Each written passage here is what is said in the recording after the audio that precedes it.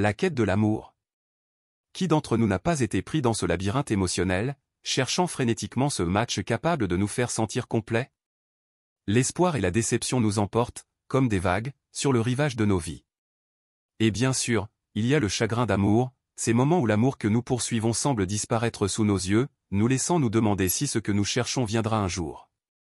Mais aujourd'hui, je veux vous raconter une histoire différente, une perspective plus sage sur l'amour, une perspective non trouvée dans les écrans de nos téléphones ou en attendant des messages. Cette perspective se découvre en vous-même, prête à être dévoilée dans le monde de la philosophie, en particulier dans le stoïcisme. Commençons. La seule chose que je vous demande est de ne pas sauter cette vidéo, de ne rien omettre. Si vous êtes ici, considérez-vous comme différent de la majorité, comme quelqu'un en quête de sens. Agissez maintenant comme tel et ne passez aucun chapitre. J'ai trouvé dans le stoïcisme des conseils précieux qui m'ont aidé à comprendre pourquoi poursuivre l'amour désespérément peut être un chemin semé d'obstacles et de souffrances.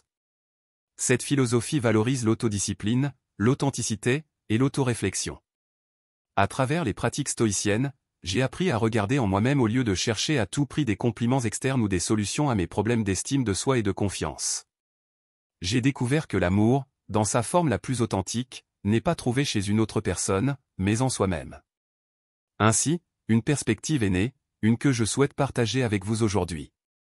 Il est naturel de désirer l'amour, de vouloir se sentir aimé. Mais souvent, nous tombons dans l'illusion que l'amour est la solution magique à tous nos problèmes.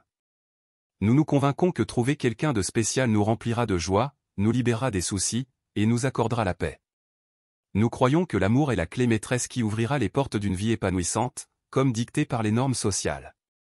Cette pression d'avoir cette personne spéciale est constante, vue dans les amitiés, à la télévision, et sur les réseaux sociaux. Pourtant, même dans les relations amoureuses, les défis et les luttes persistent. Les attentes idéalisées conduisent souvent à la déception. Parfois, nous nous retrouvons à chercher l'amour même en étant déjà en relation. Comme les stoïciens nous l'enseignent, ce n'est pas la réalité qui nous perturbe, mais nos opinions et nos attentes sur cette réalité. L'illusion de l'amour comme solution à tous nos problèmes nous fait croire que quelqu'un d'autre pourrait être responsable de notre bonheur. Cependant, comme le dit si sagement Épictète, ne cherchez pas à ce que tout se passe comme vous le souhaitez, mais souhaitez plutôt que tout se passe comme cela doit se passer. Alors votre vie s'écoulera bien. La sagesse stoïcienne nous rappelle que l'amour est un élément précieux dans nos vies, mais pas la réponse à tous nos dilemmes ou conflits. Le bonheur durable vient de l'autodiscipline, de l'authenticité véritable, et de l'autoréflexion. Presque tous, nous avons vécu des moments où nous étions physiquement présents, mais mentalement piégés dans le passé ou inquiets pour l'avenir. Pratiquer le fait de vivre dans le présent, c'est revenir au ici et maintenant, dirigeant notre attention vers là où la vie se déroule vraiment, le moment présent. L'acceptation de soi et l'indépendance. En nous acceptant pleinement, nous nous libérons du fardeau émotionnel de la validation externe. C'est la raison pour laquelle il est essentiel de rechercher l'acceptation de soi avant de chercher celle des autres. Accepter qui nous sommes ne signifie pas ignorer le développement personnel, mais au contraire, cela pose un fondement solide pour avancer. En acceptant nos imperfections, nous réalisons que l'amour authentique ne demande pas la perfection. Cette acceptation nous permet d'être vulnérables, d'exprimer notre authenticité et de construire des relations sincères. Comme le disait Marc Aurèle, le vrai bonheur est de jouir du présent sans dépendance anxieuse envers l'avenir. L'indépendance, une valeur fondamentale dans la réflexion stoïcienne, est cruciale dans la quête d'un amour véritable. Trop souvent, dans notre recherche de l'amour, nous risquons de perdre notre indépendance, concentrés sur la quête d'un partenaire pour nous, compléter, en oubliant ce qui fait notre singularité. Pour les stoïciens, cette dépendance émotionnelle est un piège à éviter. Marc Aurèle nous rappelle que pour rester libre, il est essentiel de savoir changer nos habitudes lorsque celles-ci nous enchaînent. L'indépendance est le reflet de l'estime de soi et de l'acceptation de soi. En nous engageant dans nos passions, nos projets, et notre développement personnel, nous devenons naturellement plus attirants pour les autres. Être indépendant ne signifie pas vivre en isolement, mais trouver un équilibre, apprécier la compagnie des autres sans sacrifier notre autonomie émotionnelle. Cette indépendance est un acte d'amour propre et de respect de soi. En tant que personne complète, nous ne recherchons pas l'amour comme une réponse à nos insécurités. D'un point de vue stoïcien, l'indépendance est un signe de force et de maîtrise de soi.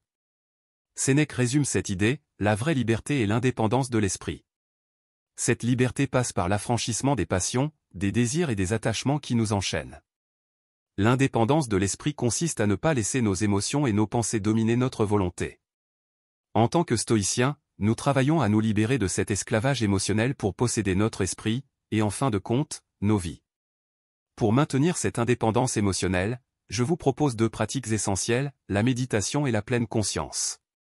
La méditation devient un outil précieux pour garder notre équilibre, même au milieu des tempêtes émotionnelles des relations humaines. Elle nous apprend à être présents, à observer nos pensées et émotions sans en être emportés. Comme le disait Sénèque, la méditation nous aide à gérer nos émotions et à trouver la sérénité, même au cœur du chaos. Pour les stoïciens, cette pratique nous rappelle que nous avons toujours le choix de nos réactions, ce qui nous donne un sentiment profond de contrôle. La pleine conscience est tout aussi cruciale dans la quête d'un amour authentique. Elle nous permet de rester émotionnellement indépendants en étant pleinement présents dans nos relations. Être attentif à nos réactions, écouter activement et participer aux conversations avec conscience, cela nous permet de mieux nous comprendre et de ne pas réagir impulsivement. Comme le disait Marc Aurèle, l'autodiscipline est renforcée par la pleine conscience. En adoptant la méditation et la pleine conscience, nous construisons une indépendance émotionnelle qui préserve notre bien-être et nous évite de courir après un amour qui risquerait de nous blesser davantage. En somme, il est essentiel de préserver cette indépendance.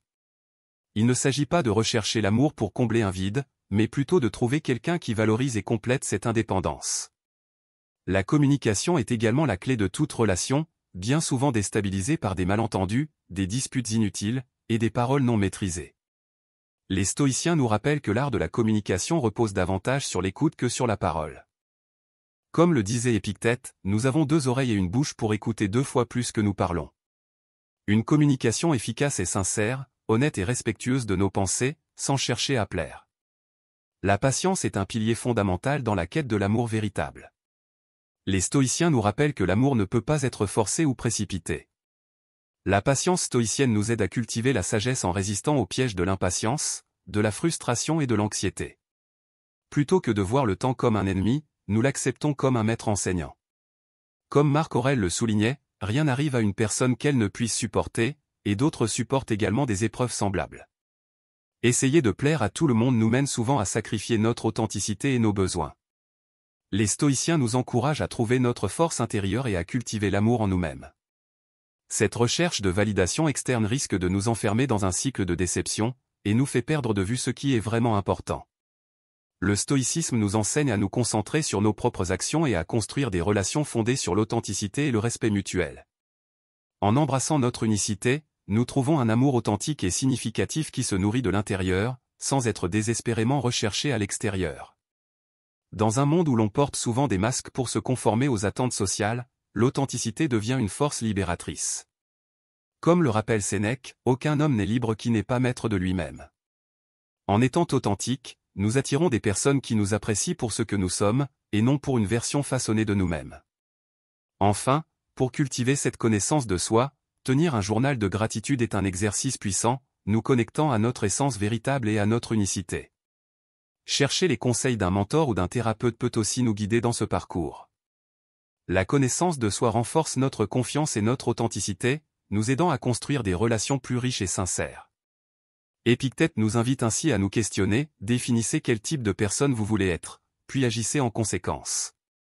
Si ce message vous inspire à rechercher un amour plus sage et plus profond, abonnez-vous et activez la cloche de notification pour ne rien manquer. Merci d'avoir suivi cette vidéo jusqu'à la fin, votre présence ici témoigne de votre désir de grandir. Si cela vous a été utile, n'hésitez pas à partager vos réflexions en commentaire. Pour ceux qui cherchent l'inspiration, commentez simplement « Je l'ose ». Merci, et à bientôt sur cette chaîne pour d'autres partages.